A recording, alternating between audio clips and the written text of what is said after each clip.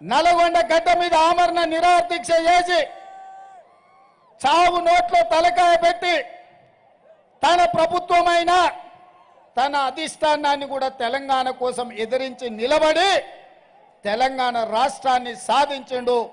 ఆయల్ల ఎంకన్న చెప్పిండు, మళ్ళీ తెలంగాణ రాష్ట్రంలోనే ఏదైనా పదవి తీసుకుంటా, ఉమ్మడి రాష్ట్రంలో సమైక్య పాలనలో నాకు మంత్రి పదవి వద్దు అని ఆనాడు కొండా లక్ష్మణ్ బాబూజీ ఎట్లా త్యాగం చేసిండో ఈనాడు కోమటిరెడ్డి వెంకటరెడ్డి మంత్రి పదవికి రాజీనామా చేసి మీ నల్లగొండ పౌరుషాన్ని, మీ పోరాట పటిమను కోమటిరెడ్డి వెంకటరెడ్డి గారు ఇవాళ నిరూపించను. వాడెవడో సన్నాసి, భూమికి మూరేడు లేడు, ఎంకన్నా మస్క కొడుతుండు మంత్రి పదవి కోసం, రాజగోపాల్ మస్క కొడుతుండు అంటారు.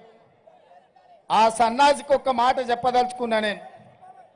దొరగారి గడిలో సారాలో సోడా పోసి కాదు వాళ్ళు వచ్చింది.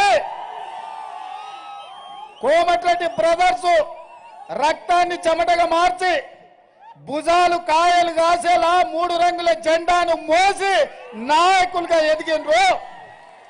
నల్గొండ సమస్యల మీద కొట్లాడి అధిష్టాన్ని ఒప్పించి మెప్పించి ఇవాళ వాళ్ళు ఈ బాధ్యతలో ఉన్నారు. వాస్తవంగా నాతో పాటు ఎవరైనా ముఖ్యమంత్రి పదవికి అర్హత ఉందంటే అది కోమటిరెడ్డి వెంకటరెడ్డి గారికి అని చెప్పి నేను మనస్ఫూర్తిగా చెప్తున్నా. ప్రత్యేకమైన సందర్భంలో పార్టీ నిర్ణయంతో నాకు ముఖ్యమంత్రి పదవి ఇచ్చిండ్రు. ఈ పదవిని నేను బాధ్యతగా చూసిన తప్ప అహంకారంతో ఈ కుర్చీలో నేను ఏ రోజు కూడా ఒక్క నిమిషం ఒక్క గంట కూడా కూర్చోలే.